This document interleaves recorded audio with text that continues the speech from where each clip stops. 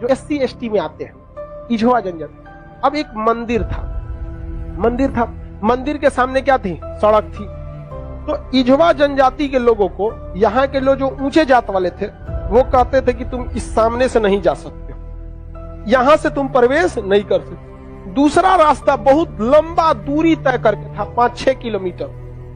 अब अगर किसी का घर यहाँ है और उसको यहाँ जाना है तो वो मंदिर के रास्ते से नहीं जा सकता है, लौट के जाएगा पूरा गांव हेल के बाहर यहाँ पर, अब फिर आना है तो इस तरह से हेल के आए। बताइए ये गलत बात था कि? अरे यार वो छोटा जात बड़ा जात क्या होता है? छोटा जात वाला तो बड़ा जात वाले को छू लेता है तो कहते हैं अशुद्ध हो गया, ज्यादा वोल्टेज छोटके में है कि नहीं है? आप बताइए, छोटा जात वाला बड़े जात को छूता है तो क्या कहते हैं? हम अशुद्ध हो गए। तो तुम्हारे में वोल्टेज है तो तुम बड़ा जात वाला छोटा को छू के शुद्ध करके दिखाओ। नहीं समझे? ज्यादा वोल्टेज किसमें? लेकिन बात हम क्या बताते हैं, छोटे जात को लोगों ने पढ़ने नहीं दिया, इस वजह से वो इस तरह का सवाल नहीं पूछ सकता था। हमरा से पूछे कोई, हम कहते हम ट्रांसफार्मर, तुम बैटरी, टच करा के दिखाओ, भड़का देंगे तुमको यहाँ पर, फिर तुमको शुद्ध अशुद्ध हो जाओगे तुम यहाँ पर। तो ये लोग बहुत गलत किए, ये गलत बात है यार। आज के वक्त में तो एटलीस्ट ये सोच नहीं होनी चाहिए। क्या छोटा बड़ा जात करते हो, मतलब क्या ही बताया जाए इनको? खुद हिंदू धर्म के शास्त्र में पढ़ी, आपको पढ़ा है ऋग वैदिक काल में जाति का निर्धारण कर्म के आधार पर, उन लोगों ने अपनी फायदा के लिए जाति के आधार पर कर दिया, वंश के आधार पर किया कि नहीं किया?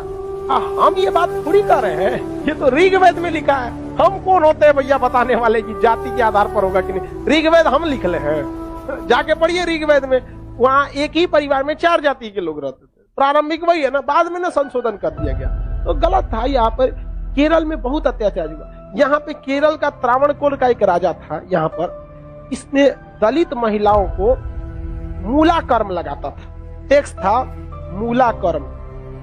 मूला कर्म एक टैक्स था जिसमें दलित लड़कियों और महिलाओं को अपना स्तन नहीं ढकना था, खुला रखना था। अगर वो स्तन ढकती है तो उसे टैक्स देना पड़ेगा ऊंचे जात वालों को, क्योंकि ऊंचे जात वाले को नीचे जात वालों से अलग करने के लिए ये तरीका लाया गया। अब ये बताइए ये कितना नीच समाज की ये मानसिकता हो सकती है?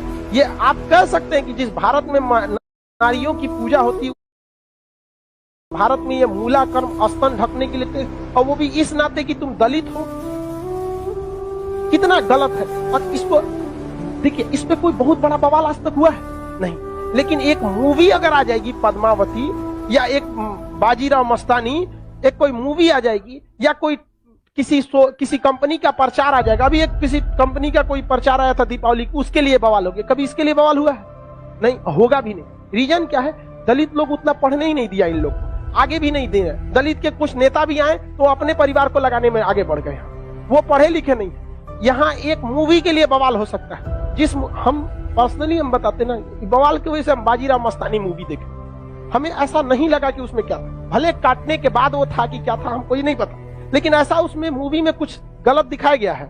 उसमें तो और बहादुरी दिखाया गया कि महिलाओं ने कि देखो भाई मरने के बाद भी हमने क्या किया है, जौहर, जो गलत था। अलाउद्दीन खिलजी, इससे नुकसान किसको था?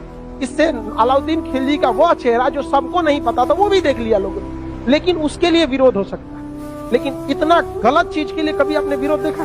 कभी नहीं आया।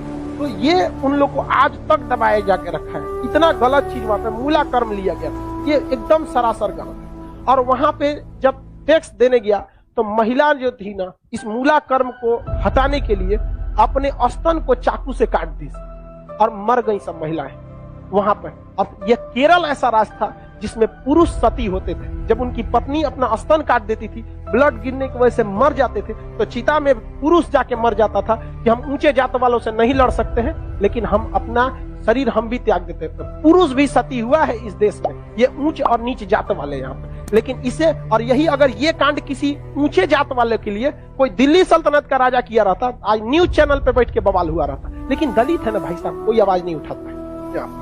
इसलिए आप एजुकेशन रहिए, आप ऊंचे जात के हैं या नीचे जात के हैं, पढ़े लिखे नहीं रहेंगे ना तो लोग कचल के चले जाएंगे। और आप पढ़े लिखे रहेंगे तो अंबेडकर साहब का वो कथन याद रखिएगा, शिक्षा उस शेरनी का दूध है जिसने पिया है वो दहाड़ा है। तो आपको हर हाल में शिक्षा लेना है। वरना आपको लोग कुचल के चले जाएंगे। अंग्रेज तो छोड़िए, ये भारतीयों ने ये सा कुकर्म किया है। आप जलियांवाला बाग और इसमें देखेंगे तो ज्यादा खून खोलेगा आपको मूला कर्म में, जो भारतीयों ने किया यहाँ पे। और दिल को तकलीफ तो अपने पहुंचाते हैं, गैरों को पता क्या है कि दिल दुखता किससे।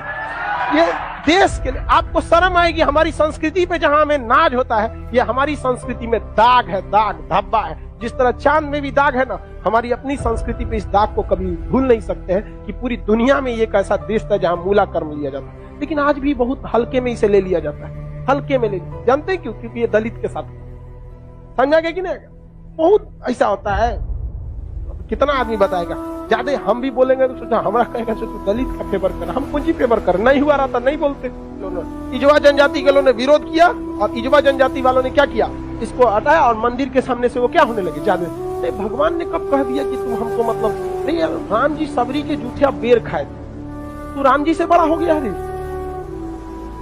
राम जी के पैर के धूल के बराबर है आज के वक्त में, चाहे कितना बड़ा आप प्रकांड विद्वान।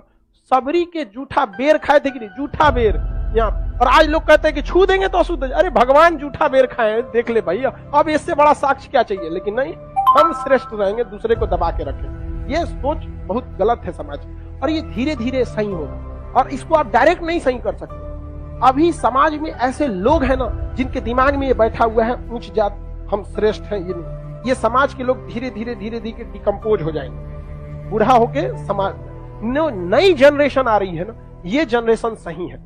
लेकिन इसमें भी बहुत सारे ऐसे हैं लोग जो ये बात को मतलब ले। लेकिन आज आप लोग युवाओं में आप देखिए, आप लोग में ऐसी सोच नहीं है, अभी नहीं है। लेकिन आप अपने घर में देखिएगा, अपने दादा परदादा दादा, उन लोग में अभी भी ये सोचा। हमारे यहाँ पे हमारी दादी भी थी तो नौटंकी करते, हम खटिया पे बैठी थे उनके, हमारी दादी से नहीं जमता था। कोई नौकर वोकर आते थे तो ना काम करने के लिए, उसके लिए अलग गिलास रखी थी, उसके लिए शीशा का अलगे रहता था।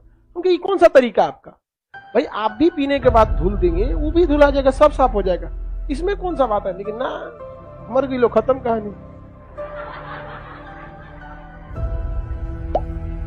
मेरी सच बता, हम तो सोचते हैं ना, कोई मरे तो हम उससे उठा के एक बार पूछे कि आपको ऊंचे जात वाले शमशान में फूके कि नीचे जात वाला, और जो आपको आग लगाएगा ना वो किस जाति का हो, हरिजन होगा।